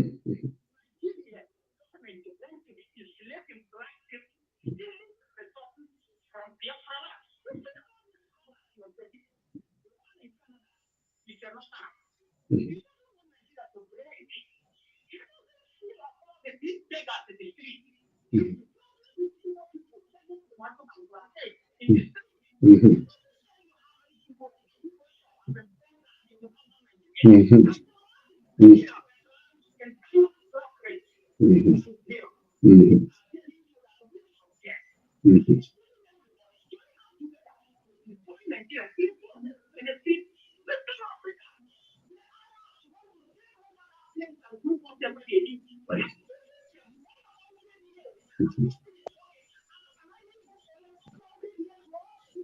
Mm-hmm.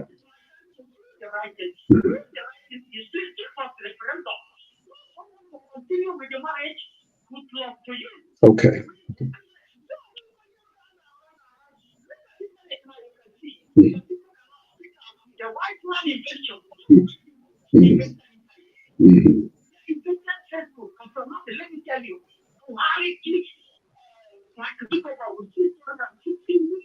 Mm-hmm.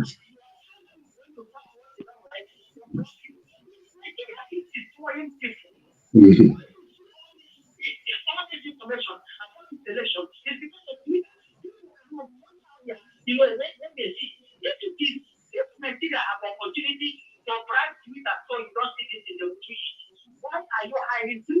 Okay. Okay.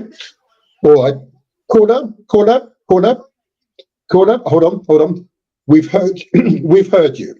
And the message is pretty clear and emphatic. I think we've lost Cliff at the moment, but hopefully if he returns, and I'll take him as the last contributor.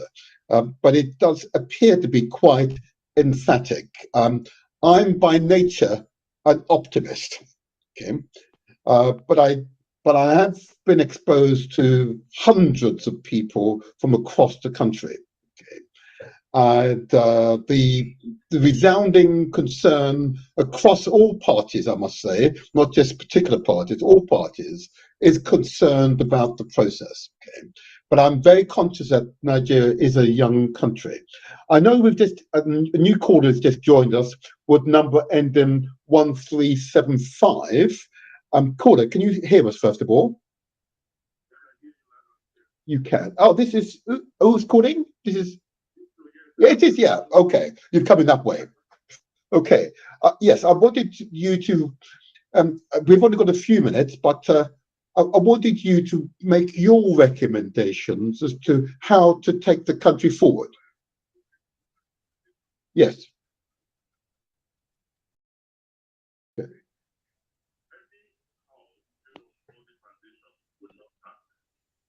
We'll continue to go round and go round and go round in Nigeria and we'll never get it right. And once Nigeria don't get it right, the African nation will not get it right. That is just the simple truth. Nigeria was built on 40 foundations by amalgamation of 1914. That is wrong. Everything that is happening in Nigeria today, what is electoral rigging and the rest of it, are all symptoms of the same disease, 40 foundations. Until you rectify that, we're going nowhere. What we need to do first is to rectify the foundation. How do we rectify the foundation? First of all, conduct a referendum and tell people, do you want to be in Nigeria or not? That is a simple fact. But we have to address that question. If we don't address it, we go nowhere. Okay. We have to ask ourselves, who is a Nigerian? Okay. Do you want to be a Nigerian? Until we address that process, every other thing we are doing is just not getting it right. I agree with you. I agree with you. I agree with you. Let's go back and answer that question in the referendum. That is Nigerian question is very faulty. The Nigerian state is built on 40 foundations. We have to rectify that before we can get it wrong. That is why we are getting our election not right. Because the foundation is faulty. The constitution of 1999, which was the governance is based on, is faulty. All those two fundamental things are faulty. There's nothing else we can do unless we address the issue. For the foundation, the only way to address this is to ask the important question, the referendum question. Ask every Nigerian, the people, what do you want? Who do you want to be a Nigerian? And then who is a Nigerian? Until we address those two questions, we go nowhere. Okay. Who want to be a Nigerian? Who is a Nigerian? Oh, I think we've lost him, but I think he made his point very well. Okay, and it's an interesting point. Who is a Nigerian? Okay, I've had this discussion last year with regards to the. I won't quote the name of the ethnic group, or tribal group, but let me not. I won't mention that right now.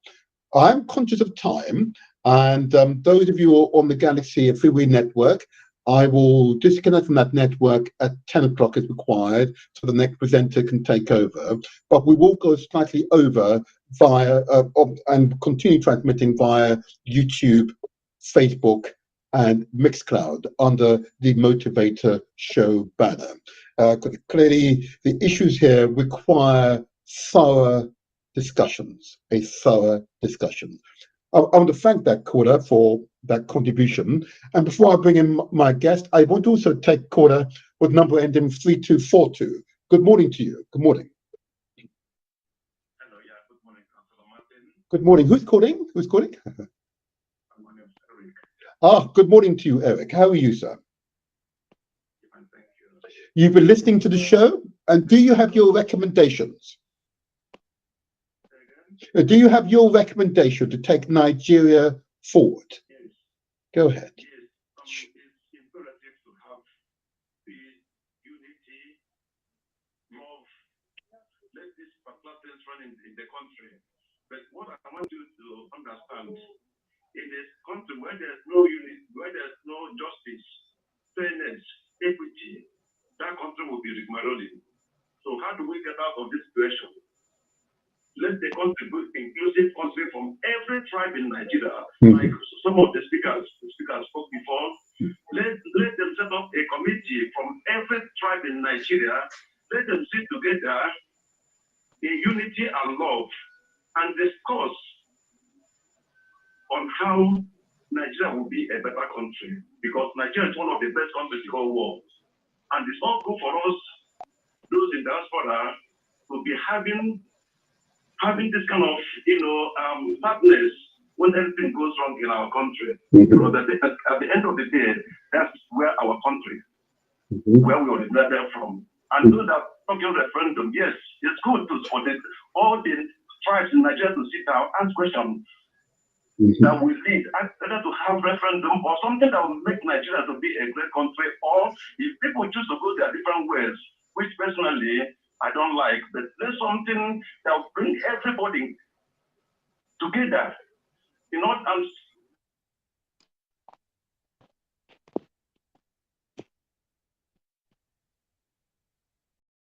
there won't be any problem in Nigeria. Thank you. No, thank you very much. That was very clear, and the call for peace will continue to be deafening in the ears of politicians. If I may bring back you, James, on what you've heard, do you want to make further comments? Well, I mean, my position about Nigeria, just like you have expressed yourself, has been a very positive one. I'm an optimist about Nigeria. I love Nigeria so much. I believe in Nigeria, and I know that Nigeria has great potential. We can do a lot more better than what we are doing right now. All we need to do is just to get the appointment of our leaders right. You know, the process that we use to appointing our leaders must be transparent, must be equitable, must be fair, it must be just. Yes. There's no debate about that. There's no alternative to that. There's no option. Thank you. Thank you. Yeah. I think you made that was a clear point, and that's a good point to round off with you on, because that's clear and unambiguous. I'm gonna, if I may, James, forgive me, just bring in Didi. Okay, and I know what you're going to say, but I want to, if I can encourage you, Didi, to say it with an optimistic air to it, to what is possible, because clearly you want to take people with you. Okay, because the fundamentals of what you say is not, I don't believe, in dispute, and maybe Cliff might want to comment on that, but I don't believe it's in dispute. It's how to get there. So how would you extend the olive branches, as it were, to other Nigerians to be courageous enough to go for that constitutional reform? How would you do this? Yeah, go ahead. It's not constitutional reform. You cannot reform a forgery. All right. Okay. What I say to Nigerians is, or friends of Nigeria, if you love truth, then seek it. If you want lies and subterfuge, we're going to have troubles. That's all I can say. And you cannot hold people in a union with a forgery. I understand the people who have left Nigeria, they're born in Nigeria, and they left it. Now they love it from the diaspora. But I understand people like Martin, who have never been to Nigeria, and you love it, but you've never been. And I understand people who are, they're not born in Nigeria and they've not been to Nigeria, so they're confused. I'm not, as I keep on saying, I'm not born in Africa. I came as a grown-up when I retired, and I don't like what I've seen. And I began to ask, what is the problem? The problem is that document. And until we have the honesty, it's that word honesty is lacking. Until we have the honesty, things will go bad, because that's the way it is. But if we decide to be honest, and then we say, okay, like Martin, I know he wants Nigeria to stay one. I used to be there until I came. I was like Martin, because I was not also, I was also not in, I'm not born in Africa, so I'm like Martin. Until I came, and then I ask questions. So if people like Martin, who are out there, you're honest enough to understand that your desire is your own, but let your desire to be based on truth. Let those who are in Nigeria make the decision. You are outside and you're trying to impose something on people, like you're a slave master, trying to impose on people. If they like what you say, fine. But what if they don't? What if they don't? You will then be seen as the enemy, because you're imposing your desire based on what? Based on what? On a forgery. on them. But So I'm saying, and that's what Ninas is saying, let's question remains. renegotiate. Right. That's what I want Let's to get renegotiate the union. Okay. I think my real point, and I need to just come back to you, Lily, before I go to Cliff. We understand that position, but how do you persuade your fellow Nigerians that the 40 forgery, if you like, constitution, okay, must be torn up and rewritten by Nigerians, okay, by the people, not as a clique, as it were, okay. The process. How would you get from here to there? Give me maybe one or two steps you believe are necessary to start the process of genuine reform in Nigeria. Okay. That is what I've been saying in every show. And I've always said we follow the process of South Africa. People are not listening. Okay. So you have to, it's something that will take me like a good 10 minutes to say, but if I have a minute, follow the process of South Africa. It means you go to transitioning. And I've said that before. And for 2 years, we've been saying it as Ninas. The government, people in government remain in position. They remain in position. So when you go to transition and you have a transitional government, ministers are there, they remain. Governors, vice president, president, you remain. Alongside, you have a sovereign conference of dialogue and negotiations. It is those people, they would be members of the ethnic nations. They are the ones who will organize a UN-backed referendum. We've been saying this for over 2 years. It's on the website. But it's people don't like truth. And they go to lies and they say, let's discuss this and that. You cannot discuss unless you first have a country. We first have to do things first. Let's get the union then, if that's what people want. But the people need to decide. That's much clearer. That's much clearer. And we need to do another one maybe next month. And we'll look at the stages to change. Now, I note that but the last guest has just arrived. I wondered, Kananji, if you can hear us. Kananji, can you hear us? Oh, maybe he can't hear us. Okay, doesn't matter. If I may, I'm now going to move to Cliff. I'm going to bring you in now, Cliff, and I'm going to give you the last word.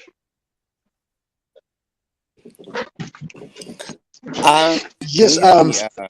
Yes. Thank you, sir. I can hear you. I hope you can hear me. Oh, we can now, Kalanji. Cliff, could you just bear with me just for a moment, please? Kalanji, you are a little late. Okay. Okay, but we're about to conclude the show. I'm assuming that you've been listening. I hope you've been listening. Yeah. Okay. So you can't hear us very well. All right. In fact, I won't go to Kalanji in that case. Cliff, if I can bring you back. Yes. Okay. Cool. I'm going to give you the last word in terms of how we've got to look forward. Okay. It is evident, and these are not individuals specially selected because of their viewpoint. They're selected because they represent different states across Nigeria. Okay, and what we have at one or two corners of support. Okay, I am concerned about the level of dissatisfaction. Okay, I know you are a man of peace. What would your olive branch be to those who are dissatisfied with the process? Okay, what actions, if you were the president, would you take to bring Nigerians together? All right. I think is that we have to tone our stop using the word fraudulent, zoo, sort of denigrating people, denigrating our institutions, into now use words like fairness, integration. We begin to use and words that will bring together. Inclusive narratives. When you use inclusive narratives, yeah. And you want people to come and sit down, and you're not going to have anybody on that table. Right? I'm saying here, we have a process. Institutions. We cannot reinvent. Not go to South Africa and say, "Oh no, we cannot bring in anything." We have our country unique. Nigeria, thousands and thousands of years, different policy. It's a different. We are learning, and there's nothing wrong with democracy, right? We have democracy by trial and with that, and the people perfect. They're living in. They are delusional. We need half the. I'm really sorry, Cliff. We're running out of time. A fair election. Yes.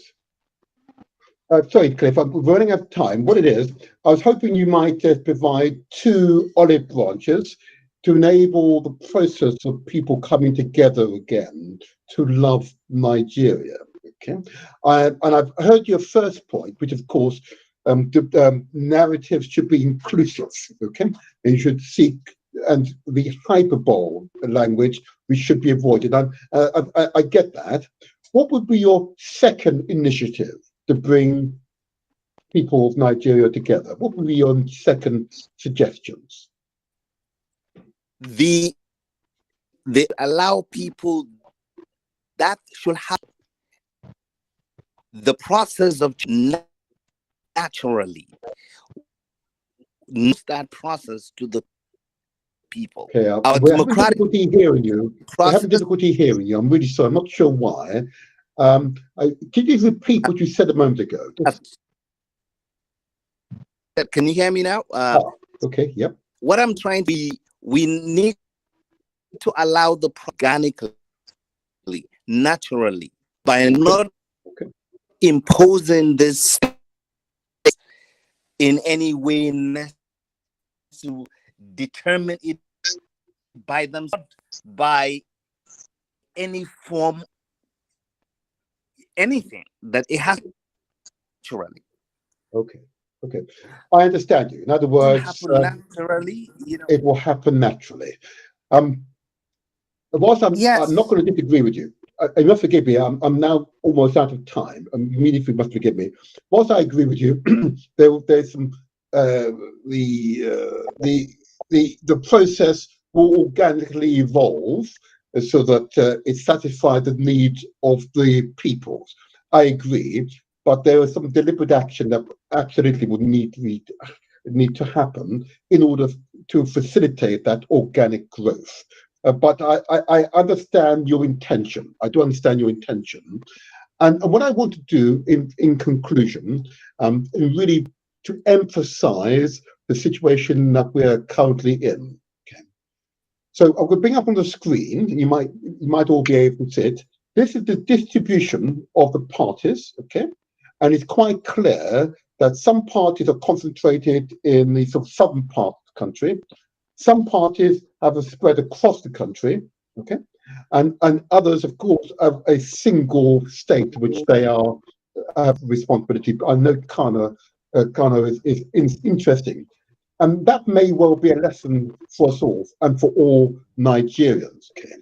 But I also note, if you look at it from the point of view of the, let me take off this caption, from the point of view of individual states, here in this graphic, you can see the proportional vote per state, okay? And I really want the listeners to absorb what they can see here, because that in itself tells a story. And lastly, whether you agree or not as the outcome, I want to congratulate Bola Ahmed Tinubu as the president-elect. And I can only hope that he will bring Nigerians together, because together we can create a great Nigeria. the largest democracy on the continent of Africa, a country imbued with tremendous wealth and tremendous potential. I want to ask for all Nigerians to work together towards a better future. I think I should end the show at this point, but I want to thank all the contributors to the show and to my guest. I want to thank you all for your contribution. This has been a truly illuminating experience, and I hope for those who live outside of Nigeria, you've given some insights as to the internal dynamics that make up that tremendous country. Until the next week, I say to you all, live peacefully, but live together, because a family that stays together grows together. I say unto you all, love and best wishes. Thank you. Thank you all. Thank you all. Thank you all. Thank you all.